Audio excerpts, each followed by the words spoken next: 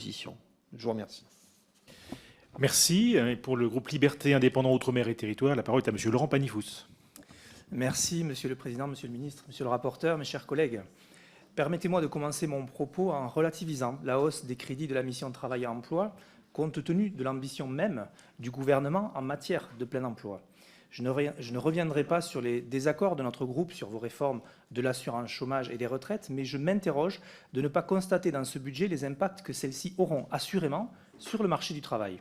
Un seul exemple, la baisse de la dotation en direction du financement des allocations pour les personnes en fin de droit au chômage, alors que pour la seule réforme des retraites, les premières estimations anticipent une augmentation du nombre d'allocataires de minima sociaux de 60 000 personnes.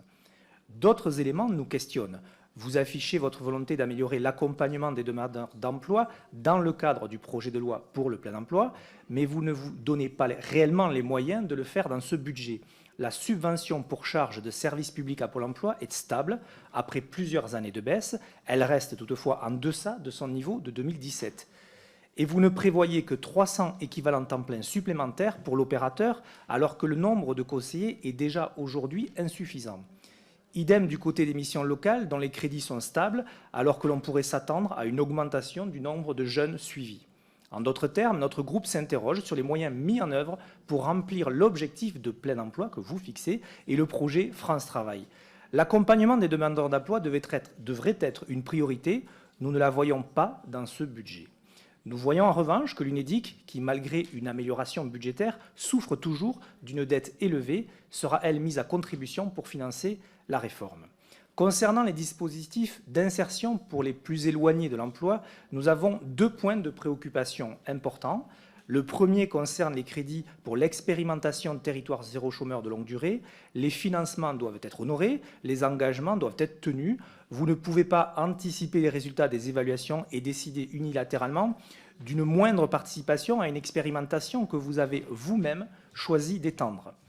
La seconde concerne les travailleurs handicapés, le rapprochement des Cap Emploi et de Pôle emploi au sein de France Travail, tout comme les droits nouveaux accordés aux bénéficiaires des ESAT dans le projet de loi plein emploi, justifierait une augmentation adaptée des moyens. Comment les concrétisez-vous ?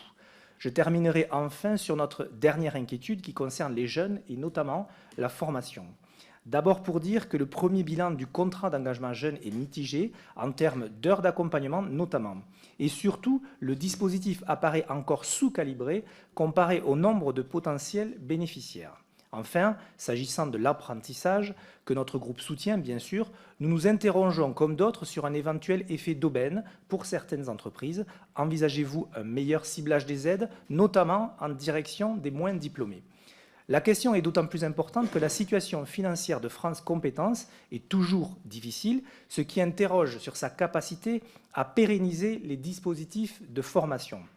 Voilà, Monsieur le Ministre, autant d'éléments qui nous amènent à relativiser les hausses de crédit de cette mission et sur la politique de l'emploi de manière générale. Je vous remercie.